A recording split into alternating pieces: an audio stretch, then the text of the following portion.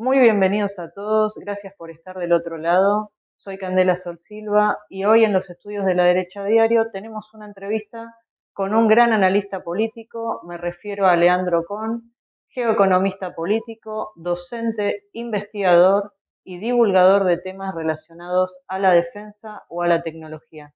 Muchas gracias, Leandro, por estar con nosotros. Muchas gracias por invitarme. Para mí siempre es un placer estar acá.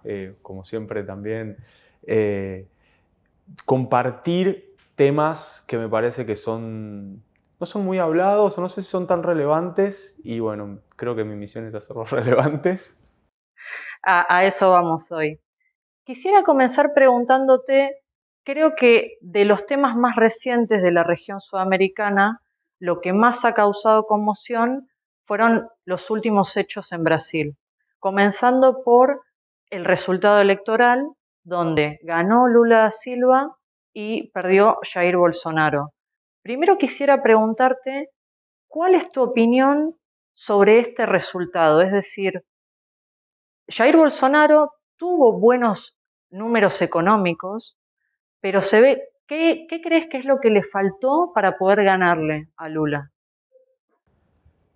Yo creo que la elección de Brasil,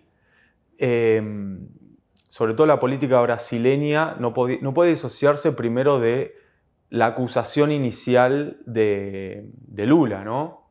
Hay un fenómeno histórico ahí y es, a Lula lo acusaron y a Lula lo liberaron.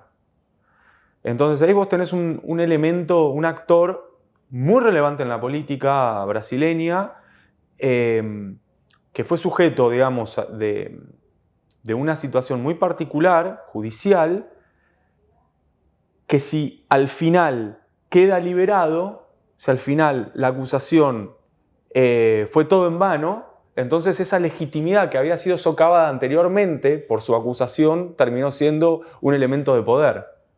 Al final es la víctima del poder, ¿no? La víctima de los otros que fueron en contra mío, yo demuestro que tengo la razón, entonces eso hace que, a mi entender, haya revivido como un ave fénix. Y es indudable que de momento que, bueno, esa fue una de mis predicciones, si Lula quedaba inocente y salía a la política electoral, era muy probable que ganara. Sobre todo en una época, en un clima de época, no solamente en Brasil, sino en todo el mundo, en el cual hay grietas muy grandes, ¿no? Y la política está en un lugar muy fino. Es difícil construir un sentido común electoral masivo cuando tenés diferencias políticas tan amplias. Entonces ahí en una idea de la política como la concebimos hoy, de winner take it all, digo, la idea de el que gana toma todo, ahí podemos entender los hechos que vinieron después. No vas a ganar todo, porque hay fenómenos de resistencia, ¿no? Bueno, y pasando a hablar sobre la resistencia de manifestantes que se han denominado pro Bolsonaro, los recientes incidentes que hubo en Brasilia, muy similares a los incidentes en el Capitolio en Estados Unidos, con 2 días de diferencia. ¿Por qué crees que ocurrió esa manifestación? Bueno, yo tengo como diversas miradas que creo que se complementan entre sí. En primer lugar, vivimos en un mundo muy distinto al que se vivía hace décadas atrás y estamos atravesados por un mundo de las redes sociales, de la tecnología, y una tecnología y una forma de conectar y de hablar de política donde la circulación de información y la circulación de contenido es distinta a la de años previos. Y al mismo tiempo estamos viendo una derecha que agarró el manual de la izquierda, ¿no? Esta idea muy común en la izquierda, de que el espacio público, las instituciones públicas son espacios de protesta, son espacios de manifestación política, de protesta masiva. Bueno, la derecha, que ahora es la que quedó afuera, o por lo menos en los últimos años es la que ha estado afuera, bueno, esta forma nueva de rebelión de la derecha en realidad es usando los manuales de izquierda. Eso también un poco alimentado por la circulación de información y a mi entender tiene el valor simbólico de ganaron, los otros, mi oposición, pero ojo, porque no vamos a permitir cualquier cosa. Creo que eso también es un poco la manifestación de lo que ocurrió con Trump. Esto sigue, y si es necesario, vamos a poner en riesgo la gobernabilidad. Esta idea de la gobernabilidad, la idea de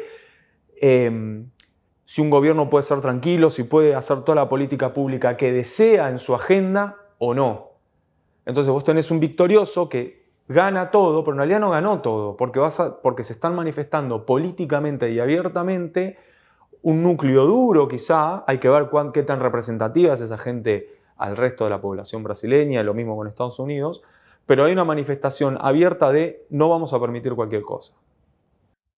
¿Cuáles crees, es decir, qué coincidencias crees que han tenido Donald Trump y Jair Bolsonaro en sus errores de manera que perdieron la reelección?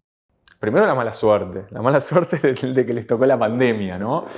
El índice de reelección de candidatos que vivieron la pandemia es bajísima. Ahí ya tenés un punto en contra. Sobre todo candidatos políticos que tuvieron varios dilemas y yo creo que eso también impacta un poco en la política local y en otros lados, y es la pandemia demandaba encierro, demandaba cuarentena, demandaba restricciones a candidatos que su lenguaje político es la libertad. Entonces, por eso también impregna tanto digamos, este ascenso del liberalismo, porque acabamos de venir de 2 años, digamos, de un periodo muy traumático social en la cual se habían restringido las libertades de circulación, etcétera, etcétera. Eso por un lado. Entonces ahí estos candidatos tuvieron dilemas políticos, cómo afrontar algo que iba de alguna manera en contradicción con su agenda y su ideología política. Y por el otro lado, que quizá no todo está en los números, no todo está en la macroeconomía. En un mundo donde hay muchos dilemas, hay dilemas que podemos discutirlos o no, podemos debatirlo, pero que existen debates políticos con respecto a el cambio climático, con respecto a las identidades políticas, las identidades sexuales, lo que sea. Todo eso va más allá de los números. Y creo que eso es algo también, a mi entender, nuevo, porque durante muchísimos años el canon académico y político era que para ganar una reelección tenían que tener bien los números.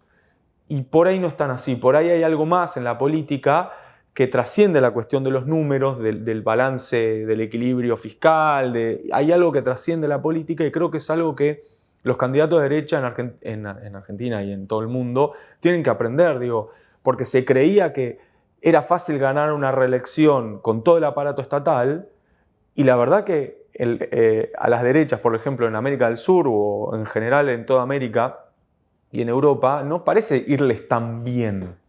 Y eso es porque todavía hay algo que refinar ahí, ¿no?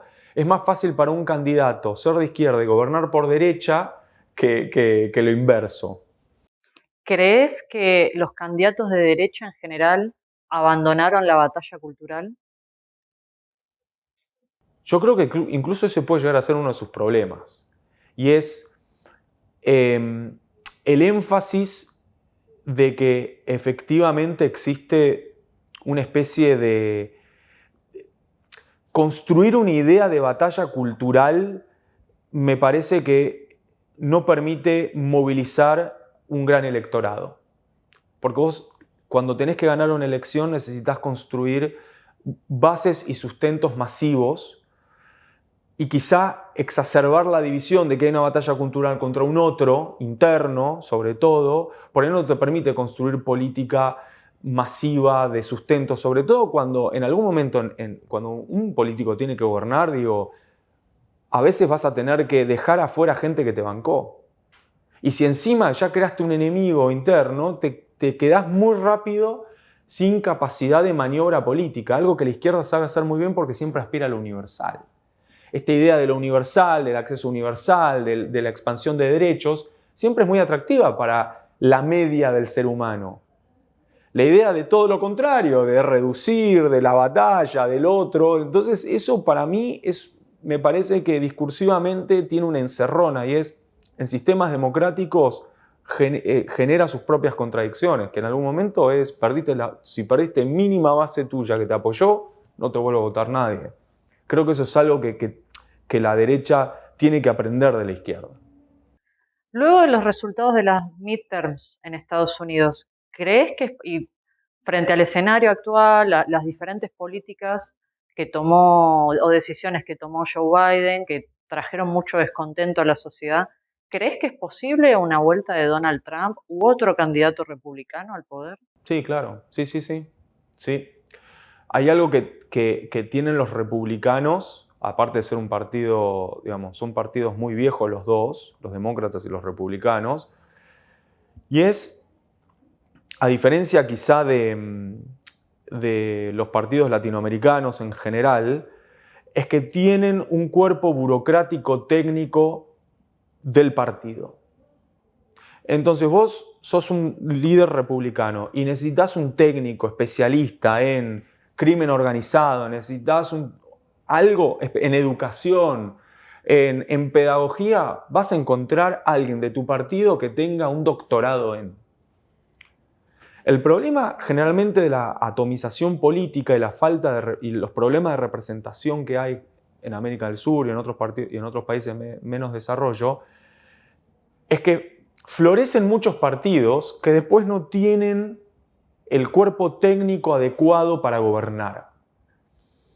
Entonces, generalmente cuando les toca gobernar, tienen que empezar a hacer alianzas, desconfían, empiezan a poner gente que no sabe tanto del tema, pero prefieren que sea uno propio de confianza, entonces terminás viendo, no sé, un arquitecto en el área de tecnología en el Ministerio de Defensa. ¿Qué hace un arquitecto que aprueba?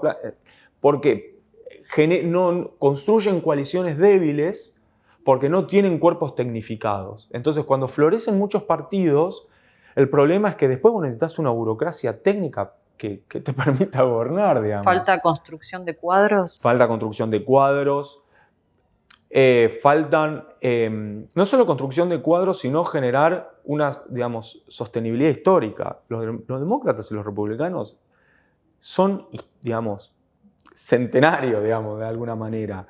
Acá, en la Argentina, muchos de los partidos nacen y mueren muy rápido y aparece este y aparece el otro, que por ahí captan una atención mediática, una atención en redes sociales, pero después, cuando toca la tarea ardua de poner el barco en funcionamiento, no tienen un motorista, no tienen un radarista, ¿y a quién metés? Y no, bueno, vamos a meter a este motorista, pero ese no sabe nada de motores, no importa, pero es un amigo de confianza. Y después el barco anda como se puede. Creo que eso es algo que a veces se menosprecia de las estructuras partidarias, pero me parece que es una lección importante que tenemos que asumir, y es los sistemas en los que hoy vivimos, por lo menos en cómo funcionan las democracias hoy, salvo que metamos una buena reforma, es con los sistemas partidarios. Entonces no se puede aborrecer lo que querés construir. No puedes odiar el sistema partidario y al mismo tiempo querer gobernar, porque los partidos tienen esa característica de crean cuadros, crean militantes, tienen cuerpos técnicos. Y eso es parte también de madurar, de decir, bueno, está muy lindo tirar piedras a veces, pero en algún momento toca gobernar, y cuando toca gobernar, toca a veces hacer cosas que uno no estaría de acuerdo, a veces sí, a veces ceder, a veces delegar. Eso es maduración política, ¿no? ¿Crees que con la victoria de Lula en Brasil se va a potenciar el Foro de San Pablo o el Grupo de Puebla en la región? ¿Van a retomar por ahí algunos acuerdos bilaterales, algunas cosas que querían llevar a cabo que por ahí Bolsonaro frenaba? Yo creo que primero vivimos en una época de cambios muy fuertes. No sé si me cuesta pensar que Lula vaya a ser el mismo Lula que la gente piensa que va a ser. Si hay algo que ha tenido Lula en su vida política es mucha cintura. Y tener cinturas, saber cambiar y saber adaptarte, que es un poco lo que vengo diciendo. Digo, y voy a un ejemplo, un contrapunto que a mí me interesa mucho tomar, que es Macron en Francia. Macron era un líder político de centro-izquierda. Y la verdad que está gobernando medio por derecha. Entonces, lo pienso también a la inversa, digo, Lula, lo que va a hacer, Lula parece una cosa, digo, para un electorado con respecto a muchas demandas, pero entiende que sobre todo la política en Brasil se construye también con los poderosos. Digo, la burguesía paulista ganó mucha plata durante el gobierno de Lula. Eso Lula lo entendió, aunque sea un partido de izquierda. Entonces, o sea el representante de un partido de izquierda. Ahora bien, ¿qué va a pasar con Puebla o con ese tipo de organizaciones? Bueno, estamos en un mundo muy distinto al que vivimos entre el año 2003, ponele, y el año 2010 o 2008, hasta la crisis del 2008-2009. Es un mundo totalmente distinto. Ya el mundo no está en un boom de commodities, donde las izquierdas latinoamericanas en aquel entonces se encontraron como un espacio de oportunidad para captar mucha renta y redistribuirla. Este mundo está al revés. Este mundo hay una competencia por los recursos, se está cayendo todo medio a pedazos, tenemos unos resquebrajamientos geopolíticos muy grandes y ahora está todo un poquito más difícil.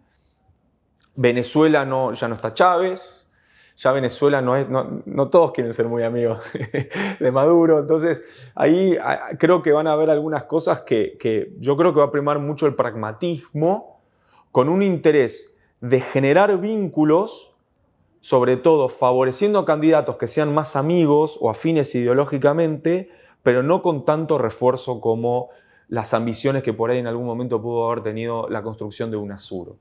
La UNASUR ya viene medio de fracasar también, ¿no? Digo, volver a eso es como que no sé si la gente está muy dispuesta. Y el sentido común también cambió. La gente, hoy las demandas sociales en América del Sur también son otras. Por eso la derecha está bien consolidada. Si quiere sostener poder, eso creo que Lula lo puede ver y muchos otros candidatos políticos sudamericanos lo pueden ver, es que es necesario repensar la economía como se pensó en los primeros años del siglo XXI. Pasando a la actualidad argentina, yo siento que este año 2023, que es un año electoral, hay mucha incertidumbre. Todavía no está claro quién va a ser el candidato del kirchnerismo. Pareciera que varios candidatos del PRO van a ir a internas. ¿Cuál es tu análisis sobre la situación electoral del país? Que hay una crisis de representatividad muy grande. Creo que cuando hablamos, me voy a tomar la libertad de quizá usar otras palabras.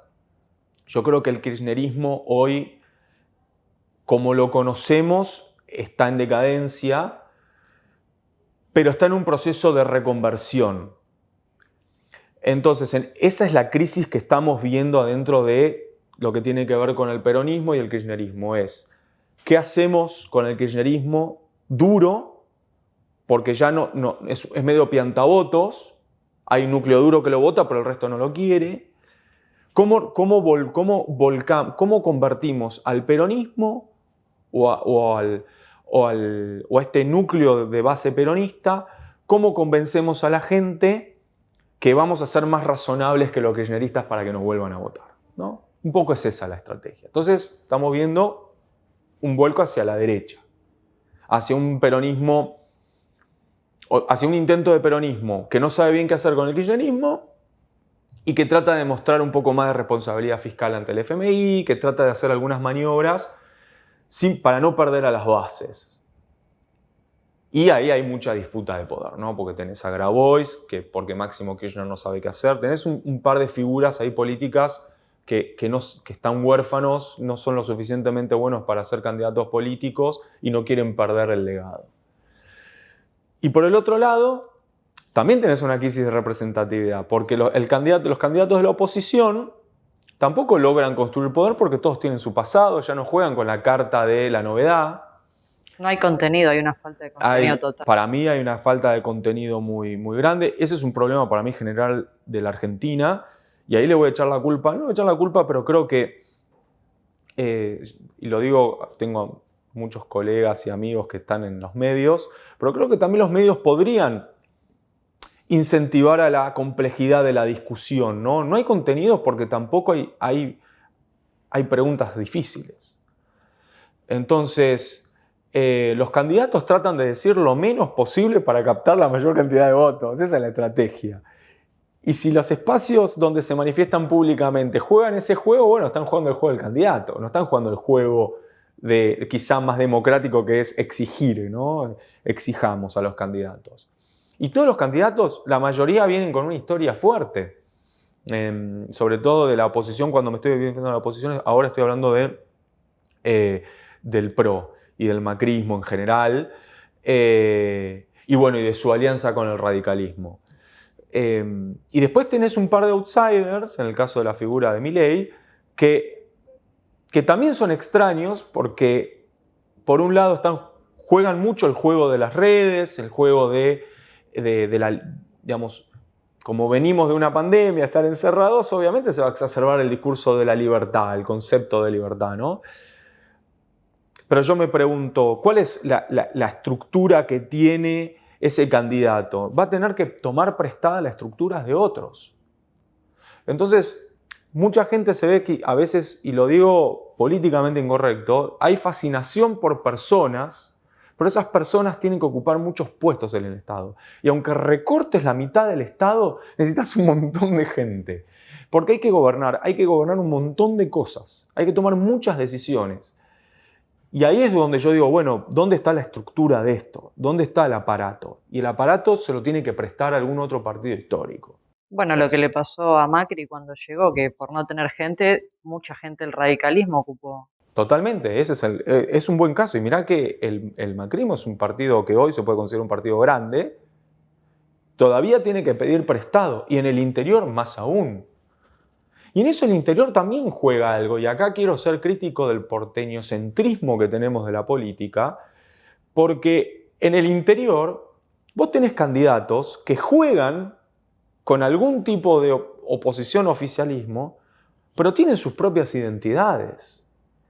Y acá también es un poco donde se cruza la identidad nacional con la identidad provincial. No todas las provincias son tan disciplinadas con los intereses del partido gobernante en la nación. Y también tenemos un problema hoy en la Argentina de cómo está funcionando el sistema federal. Y me pregunto, ¿está funcionando el sistema federal o no está funcionando? ¿Cómo es el juego? Acá voy a hacer referencia a una colega economista, Speroni, que siempre dice, bueno, pero al final el funcionamiento del Banco Central, ¿para quién está operando? ¿Para el beneficio de las provincias o para el beneficio de quienes detentan el poder nacional? Vivimos en el momento más unitario quizá de la historia argentina. Entonces ahí hay muchas preguntas que hay que hacerse. No sé si, digamos, el funcionamiento de la justicia. Yo creo que hay algo que están todos de acuerdo. En este país la justicia no funciona. Si hay un acuerdo en todo el arco político, la justicia no funciona. Ahora, el problema es que no nos ponemos de acuerdo quién va a liderar el cambio, quién va a liderar esa reforma que es tan necesaria. Bueno, eso pasa en todas las esferas.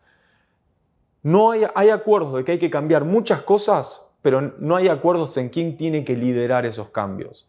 Por eso yo insisto, es necesario construir mucho apoyo de base, porque es necesario que hayan muchas cosas que hay que repensarlas. Por otro lado, se habla de que Argentina va a sufrir un año de sequía muy fuerte y ya se habla de que el campo no va a aportar los dólares que venía aportando al gobierno. ¿Crees que ese factor, si sucede de manera tan grave como se habla, puede afectar el resultado de la elección? Sí, definitivamente. La gente no necesariamente vota 100% con el bolsillo, pero vota un 70% con el bolsillo. Sí. Y voy a aprovechar esta oportunidad para decir algo que es muy importante. En la Argentina no tenemos una política de desarrollo del riego. Esto me parece una locura. Un país que vive tanto del campo, que no tenga una política consciente de desarrollo de un sistema de riego y de administración del agua a nivel nacional, digamos, para la economía, para el desarrollo, para la salud, me parece que nos dormimos. Ahí hay una falla técnica gigante. Y no estamos hablando de un país con poco acceso al agua. Totalmente. Hay una mala distribución del agua, hay una mala política de riego y es necesario hacer política de riego, porque acá lo que termina pasando es que a los productores del campo se los presiona tanto para quizás redistribuir la riqueza por otros lados, que eso podemos discutirlo o no, pero también hay que pensar que gran parte de la distribución de la riqueza que uno le saca al campo de forma individual a cada uno de los productores, también tiene que volver al campo de alguna manera. Porque si no te estás comiendo, te estás comiendo lo que te da de comer. En algún momento se acaba, se acaba. Claro, ¿qué estímulos tiene el campo para hacer inversiones si encima les dan un tipo de cambio que no corresponde? Tienen que negociar el tipo de cambio, tienen impuestos, no solamente, porque todo el mundo piensa en los impuestos nacionales, hay que pensar los impuestos municipales, que cada municipio también cobra para redistribuir internamente la riqueza. Acá en la Argentina, bueno, ni hablar del tratamiento de la basura, hay un montón de cosas que al final termina siendo muy contraproducente para uno de los principales motores del país. Y te lo digo yo que soy la gente sabe que yo soy ultra industrialista, pero industrialista en el sentido bien de la palabra, en el sentido de el campo es una industria nacional, también hay que cuidarla.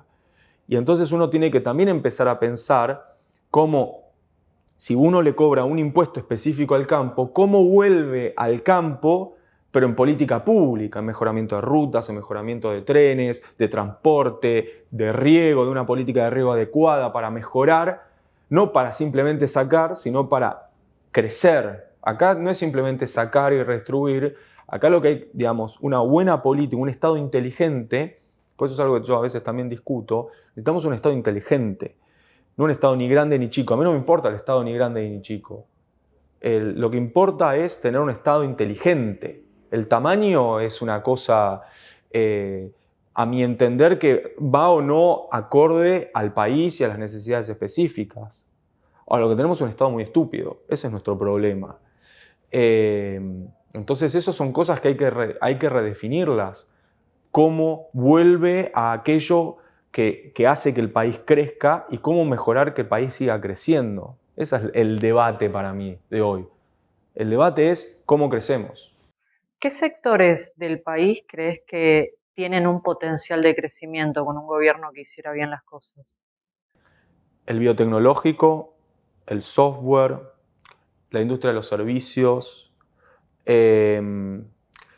digamos, los diseñadores no solamente gráficos, de indumentaria, tenemos una gran capacidad creativa, el campo, todo esto es sinérgico.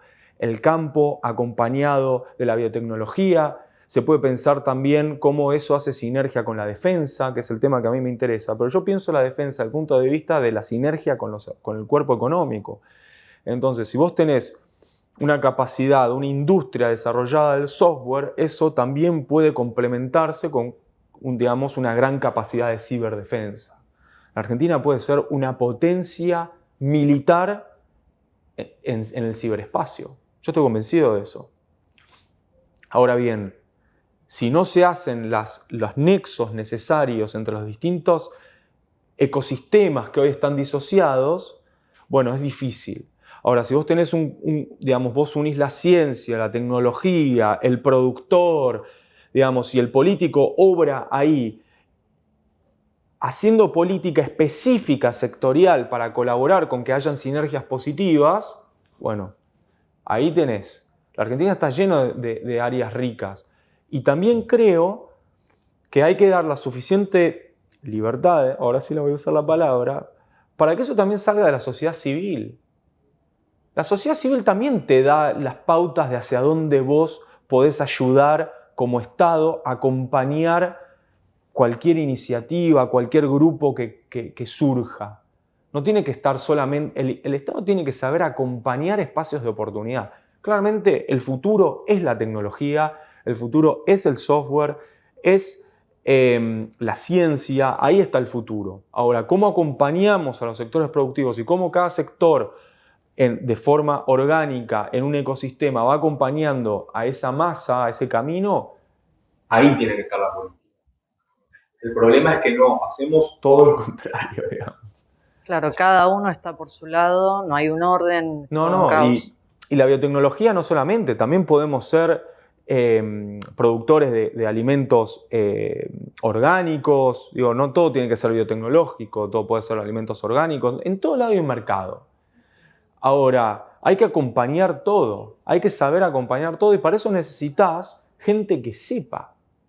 Y cuando digo gente que sepa, estamos llenos de especialistas que saben de muchas cositas muy específicas que uno se entera todos los días, del que sabe cómo procesar la miel, qué tecnología se puede hacer para esto, y ahí está todo. Lo que hace falta es digamos, liberar de alguna forma para que el argentino pueda tomar riesgos. Los argentinos no quieren tomar riesgos porque cualquier paso en falso no llego a fin de mes. Claro, esa falta de seguridad que tiene la población. Vivimos en un sistema en el cual consumimos más de lo que necesitamos porque perdimos la capacidad de ahorro, que esto y que lo otro, entonces la plata la tiramos en cualquier lado para pasarla bien, lo que sea. Y eso, al mismo tiempo, donde cae ese dinero, es también un circuito de ocio, pero que no genera un desarrollo verdadero. Entonces es un mecanismo bastante, a mi entender, siniestro, porque no permite a nivel competitivo internacional insertar productos. Y ese es el otro gran problema que tenemos, nuestra balanza de pago. Como no hacemos productos competitivos, estamos siempre detrás en la balanza de pagos porque las cosas que queremos, que están copadas, vienen todas de afuera. Entonces ahí importamos cosas, un montón de tecnologías y de cosas, y exportamos productos, bienes y servicios porque somos mano de obra barata, pero también porque no agregamos tanto valor como podríamos hacerlo.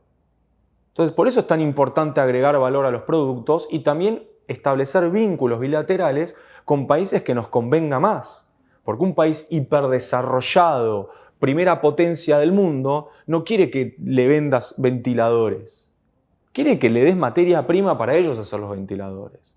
Nosotros necesitamos hacer alianzas comerciales con países que quieran nuestros ventiladores, que quieran nuestros radares. Bueno, INVAP ha hecho un trabajo maravilloso en estos años. Lo que le falta es más empuje. Entonces no le vas a vender radares a una potencia en radares, le vas a vender radares a otro país de mediano desarrollo, más bajo desarrollo que vos. Y justamente ahí podrían entrar en juego la zona de África o zonas de Asia que no están aprovechadas hoy en día, ¿no? Totalmente. La Argentina tiene que... Y ahí es donde a veces cuando me preguntan, bueno, pero ¿cuál es tu visión de China o Estados Unidos? Perú, Japón, Bangladesh, por favor, digo. Sobre todo después del Mundial. De esto, o sea, hay tantos países, caemos en las falsas dicotomías, son falsos dilemas. No es que hay que elegir uno u otro, no, ¿por qué? Yo juego con el que quiero, hay 180 países, ¿por qué tengo que elegir entre dos? O incluso hay gente muy preocupada cómo entrar en el mercado europeo y por qué hay que entrar ahí. ¿Por qué hay que entrar al mercado europeo? Buenísimo entrar al mercado europeo. Bueno, hay un montón de mercados, hay un montón de continentes. Las poblaciones más grandes del mundo no están en Europa, están en otros países. Entonces ahí tenés mercados. Y esos mercados hay que construirlos.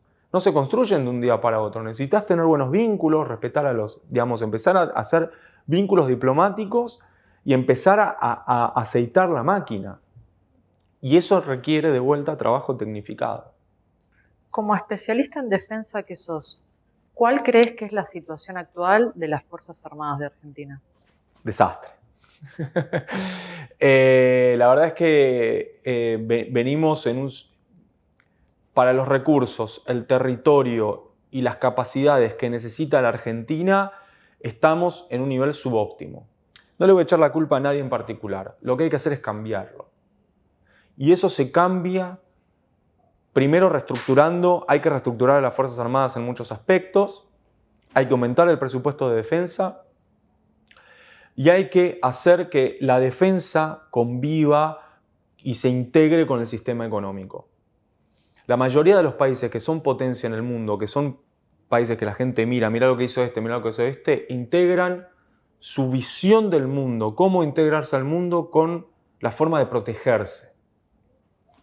Entonces, si no integramos al sistema económico con el sistema de defensa, entonces esa es, a mi entender, la fórmula que lleva a los países a a ser países más desarrollados, a mejorar su lugar en el mundo.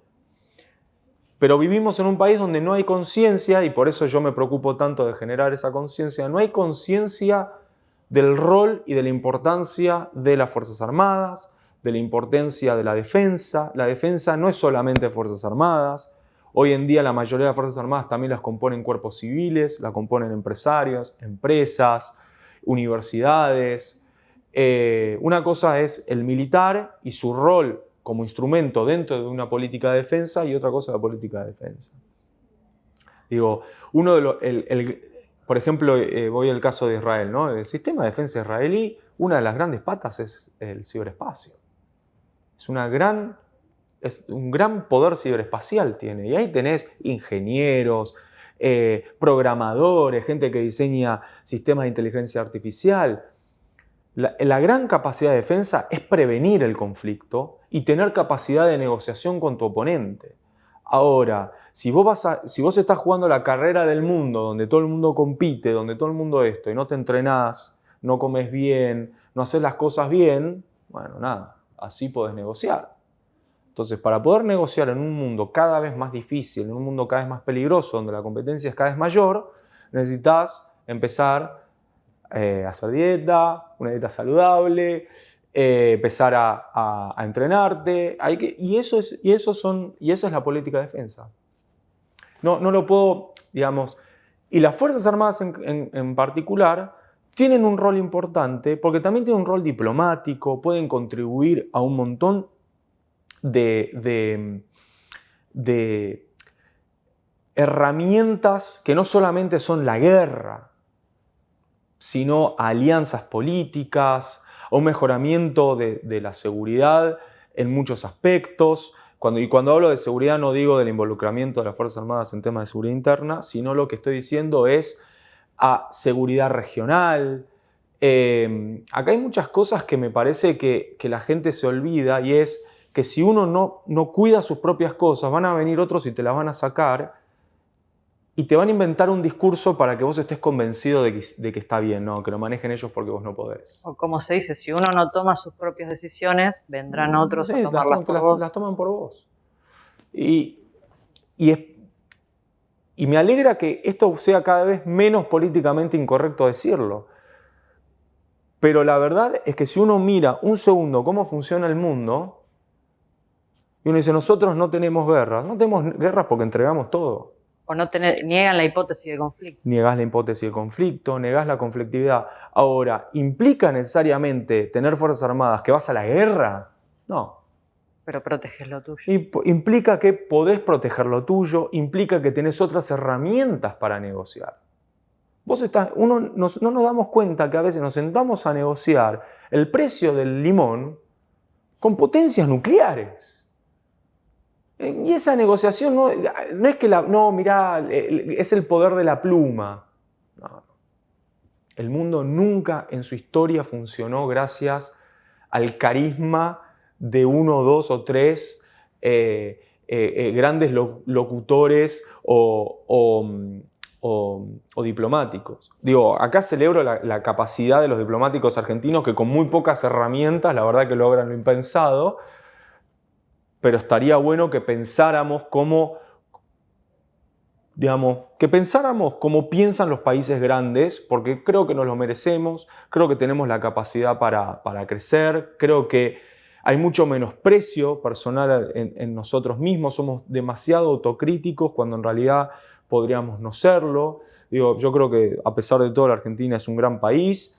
El problema es que vivimos como adolescentes autodestructivos y creemos muchos discursos que ya no tienen ningún tipo de asidero porque la evidencia está a la vista.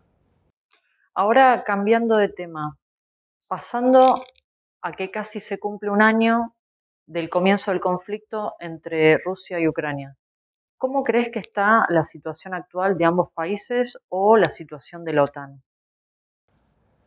Yo creía al principio que no fui lo suficientemente cínico. Cuando empecé a pensar de manera mucho más cínica, empecé a entender mucho más el conflicto. Y es, ¿por qué dura tanto? Y acá es una pregunta profunda y es, porque quizá la idea es que dure. Quizá la idea es poner un cortafuegos para evitar la continua expansión de Rusia, para ahogar a Rusia, y el campo de batalla es Ucrania. Entonces acá, cuando desde mi perspectiva geopolítica, digamos, Ucrania siempre de alguna manera tuvo una identidad muy fuerte, pero está en un lugar, en la historia, le cuesta estar en un lugar difícil por su situación geográfica excepcional. Y está en el área de choque de dos grandes bloques o tres grandes bloques de poder geopolítico. Cuando naciste y de golpe te tocó vivir en un área de choque de áreas de influencias geopolíticas, es una zona que se va a tender a prender mucho fuego. Y cuando fue creada Ucrania, después de la caída digamos, a pesar de la identidad ucraniana es histórica, la Ucrania que hoy conocemos fue creada justamente como un estado colchón para evitar, si Rusia eventualmente quería volver a expandirse, crear digamos, estados tapón para que no llegue al núcleo de Occidente, que en aquel entonces era Inglaterra, Francia. Los ganadores de la Segunda Guerra Mundial y después de la Guerra Fría definieron eso y está funcionando bastante bien y están haciendo uso de ese recurso. Lo que me sorprende es, o sea, ya no me sorprende, pero es bueno, ¿por qué la continuidad del conflicto? Bueno, porque estamos viendo una guerra de desgaste. La idea es que esto sea ad infinitum. Digo, la guerra de Siria todavía continúa, ahora quizá nos olvidamos, pero esto sigue. La guerra de Siria que antes nos preocupaba, continúa. Y creo que esa va a ser la tendencia geopolítica de los años que vienen, ¿no? Zonas candentes donde se va a ir yendo y viniendo en distintos niveles de virulencia, en los cuales van a haber grandes momentos, misiles, y después va a bajar a conflictos asimétricos, y va a estar esa tensión constante, porque en realidad lo que estamos viendo en definitiva es una guerra económica por otros medios. Entonces en realidad lo que está en discusión acá es la crisis energética. Siempre estuvo la crisis energética en la mesa. Y cómo la transición energética hacia otros sistemas de producción energética iba a beneficiar a algunos países y iba a perjudicar a otros. Entonces, después de la pandemia, el mundo entró en una gran crisis de abastecimiento de energía. Digo, lo que consume el ser humano de energía hoy, no hay suficiente oferta. Entonces es siempre subóptimo. Y quisimos acelerar la transición energética a mecanismos o medios más verdes antes de poder abastecerlo. Entonces ahí está, hay una discusión, esa es la discusión geopolítica de fondo, es cómo producimos energía. Y la siguiente pregunta es cómo producimos energía sin destrozar el medio ambiente. Esa es la siguiente pregunta. Pero la primera pregunta es cómo producimos energía. ¿Cómo hacemos para que el sistema siga funcionando con teléfonos, en la Argentina la matriz energética es base petróleo. La gente dice, no, eso contamina mucho, ¿cómo vas a hacer esto? Bueno, pero hay que seguir. No, ¿qué vas a parar la máquina? Y no porque en su momento las mismas personas que ahora están en contra de la explotación del petróleo estaban en contra de la producción de energía nuclear. El mismo núcleo ideológico. Ahora resulta que la producción de energía nuclear es la más verde de las energías. Bueno, pero nos atrasaron 40 años. Podríamos haber sido potencia de producción de energía pacífica, pero siempre la traba, porque era malo, porque esto, porque lo otro. De ahí viene también la famosa hipótesis alimentada de por qué los argentinos son nazis. Porque como somos tan nazis, en algún momento íbamos a crear la bomba atómica. Entonces, caemos en esas trampas y nos hundimos en esas trampas. Y ahora de vuelta, el mundo está hoy en una crisis muy severa de producción energética. Y tenemos hace unos días a la militante, esta chica Greta Thunberg, la llevaron presa, digo, para la foto, porque quiso parar que se explotara carbón en Alemania. Y bueno, ahí tienen. Los alemanes cerraron todos sus reactores nucleares y ahora tienen que volver a la primera revolución industrial para producir energía. Tienen que volver al carbón, que es de las peores energías. Ahora bien, ¿qué me está diciendo eso del mundo? ¿Qué me está diciendo si una de las principales economías del mundo está en esa situación? Bueno, muchachos, miremos las cosas como son, no como queremos que sean. Como queremos que sean, debatámoslo a 200 años. Ahora, hay que trazar ese camino. Ahora, si creemos todo lo que nos dicen de afuera, de que tenemos que salvar el mundo, entonces la Argentina, que no tiene nada que ver con la situación actual del mundo, tiene que hacer lo que nadie está dispuesto a hacer, me parece que estamos cayendo en una trampa. Comenzando por China, que es el país que más contamina. Totalmente, sí. Mi propuesta es la siguiente. Si los países más contaminantes del planeta producen la misma energía que la Argentina, yo les aseguro que volvemos a foja cero y salvamos el planeta. Ahora, la idea es que los países menos atrasados se mantengan como están y los que estamos en vía de desarrollo ahora nos acoplemos a las ideas que tienen ellos de cómo deberíamos desarrollarnos. Sin haber hecho eso lo mismo. Por eso yo vuelvo a un manual muy básico y es: no compremos todo lo que nos venden, por favor. O sea, hay que ser un poco más pragmático en política. Hay que tener una visión de dónde vienen esos discursos. Te lo venden como discursos universales. Un país que es una potencia nuclear, que no hizo nada para desarmar su bomba nuclear, estoy hablando en Francia ahora, que produce energía nuclear como loco, que tiene, digamos, explotación offshore. Hay que situar las discusiones no ocurren en el aire. Las discusiones ocurren porque hay gente que propone discusiones que te la venden como si fueran universales. Y mucha gente que compra la propaganda. Eso, bueno, sí, termina siendo propaganda política. Entonces yo digo, mi propuesta es la siguiente. En vez de hacer lo que nos dicen que hagamos lo que ellos hicieron. Por eso para mí es tan importante estudiar la historia económica de todos los países. Hagamos lo que ellos hicieron. Ahora, no nos pueden culpar si fueron lo mismo. No. Es políticamente incorrecto. No, ¿cómo vamos a hacer? El pasado está mal. Nosotros nos arrepentimos profundamente de haber sido potencias colonizadoras. No hagan lo mismo. Bueno, hagan esto. Y entonces ahí esa también es una tapadera, ¿no? La idea de autocastigarse del pasado es una forma también para evitar que otros hagan lo mismo. Entonces ahí mantienen el statu quo. Por eso la mayoría de las potencias nucleares nunca se desarmaron las bombas nucleares, nunca se deshicieron de las bombas, aunque hayan firmado o no el Tratado de No Proliferación Nuclear. Es más, ahora algunas ya están actualizando, ¿no? sus arsenales. Entonces, me gusta usar mucho el ejemplo de la bomba nuclear porque es un ejemplo muy representativo de lo que es la política a nivel internacional. No hay que olvidarse de esos pequeños detalles. Para ir cerrando, después de que comenzó el conflicto, hubo un reordenamiento entre los países de Asia.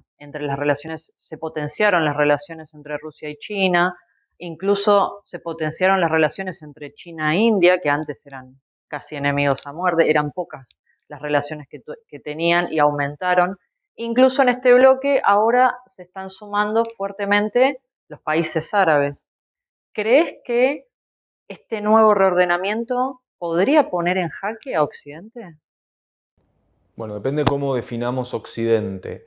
Lo que estamos viendo, en mi opinión, es el fin del patrón dólar. Y si percibimos Occidente con el centro espiritual de alguna manera en Estados Unidos, sí, estamos viendo una decadencia de ese funcionamiento de Occidente, ¿no? Esta idea de la doctrina del destino manifiesto, de la revalorización liberal del capitalismo, la democracia y el dólar, sí, el mundo está cambiando. Lo que hizo el conflicto, a mi entender, fue acelerar el resquebrajamiento geopolítico. Entonces hicieron una línea imaginaria en Ucrania y dijeron, ahora Occidente es esto. La aspiración de Occidente no es más el mundo. ahora es esta porción del hemisferio, digamos, occidental, a partir de Ucrania. Digo, el nuevo muro de Berlín es la línea imaginaria del Donbass y de todos los territorios que ahora están en conflicto, y que la otra porción del planeta resuelva sus problemas como quiera. Ya no, nuestra aspiración global acabó. ¿Y eso qué significa? Bueno, que la globalización está encontrando sus problemas, que hay aumento del precio de los fletes, y al mismo tiempo Occidente dice, bueno, controlemos a estos de vuelta, ¿no? Estamos como una neodoctrina de la contención. Entonces, que se desarrolle Japón militarmente está bien, que se desarrolle Australia militarmente está bien, y por el otro lado, hacemos la línea imaginaria de la OTAN en Europa, digamos, por la vía terrestre, y tratamos y competimos por África, ¿no? Creo que ese es el mapa visual de cómo se está el mundo, digamos, desglobalizando. Es una nueva forma de globalización, porque lo que va a terminar de pasar es, eventualmente, vamos a tener que las corporaciones y las alternativas tecnológicas van a empezar a funcionar por encima de las disputas políticas. Por eso estamos viendo también un ascenso nuevamente de corporaciones, como corporaciones de bandera, nuevamente, campeones nacionales tecnológicos. En 1920 eran las petroleras, en 1940 las empresas de auto, ahora son las empresas de tecnología, de redes sociales, etc. Bueno, y ahí vamos de vuelta a estar en esta puja, donde van a aparecer obviamente alternativas de intercambio, las criptomonedas son una alternativa, van a aparecer nuevas monedas, van a aparecer nuevos tratados y el mundo se va a complejizar. Vamos a estar en un mundo globalizado y al mismo tiempo viviendo conflictos dentro de la globalización. Porque la tecnología va a seguir conectando, pero ahora vamos a ver que en esos mismos espacios donde antes era mayoritariamente intercambio y armonía, vamos a ver espacios de conflictividad. Y ese es el mundo no tan feliz que espera, digamos. Y ahí es donde yo digo, che, ¿por qué no pensamos un poquito qué deberíamos hacer en ese mundo que se viene, ¿no? Incluso hay cosas, las consecuencias ya las estamos viendo y no nos estamos dando cuenta de cómo está operando la inteligencia, los algoritmos en las redes sociales. Digo, ahí hay cosas que no estamos viendo porque ya están operando. Y mi alarma es, bueno, démonos cuenta lo antes posible, porque mientras más tiempo tarde en que nos demos cuenta que cuáles son los términos y las condiciones de ciertas redes sociales cuando chicos de 15 años están operando, me parece que mientras antes nos demos cuenta, mejor vamos a poder generar las herramientas éticas y políticas para evitar ser pequeñas máquinas al servicio de otras máquinas más grandes, ¿no? Leandro, te agradecemos muchísimo por esta entrevista y te invitamos a cerrar con lo que vos quisieras. No, la verdad es que muchas gracias, fue muy linda la entrevista, te agradezco mucho la oportunidad de expresarme, me parece que siempre valoro mucho eso, ¿no? Creo que la labor de empezar a generar espacios en un mundo tan cambiante, me parece que es lo más importante que hoy podemos hacer como sociedad, ¿no? Crear otras voces, crear voces alternativas. Y bueno, nada, hay que tratar de informarse lo mejor posible, tratar de leer al otro. Yo creo que la lección más importante que yo tuve en mi vida fue tratar de leer cosas con las que no estoy de acuerdo, tratar de entenderlas y decir en qué le daría la razón. Y creo que si empezamos a hacer ese ejercicio vamos a poder empezar a articular una política un poquito más refinada para orientar un barco donde estamos todos en el mismo barco, y la idea sería que, digamos, que llegue a buen puerto. Que las personas traten de investigar y no de seguir comprando propaganda. Sí. Y lo más importante es informarse, y a veces informarse implica leer gente o personas o ideas de las que yo no estoy de acuerdo, pero contrastarlo, ¿no? Es lo que hacía Sócrates. La idea socrática de la dialéctica es lo que ayuda. Si yo simplemente me hablo a mí mismo y leo cosas que lo único que hacen es reproducir lo que yo creo, estoy cayendo en una trampa discursiva. Tengo que exponerme a otros pensando que quizá tienen razón. Si yo me meto contra otros y pienso que yo tengo la razón, entonces creo que esa es la última cosa que quería expresar, digamos. Te agradecemos mucho. Bueno, muchas gracias.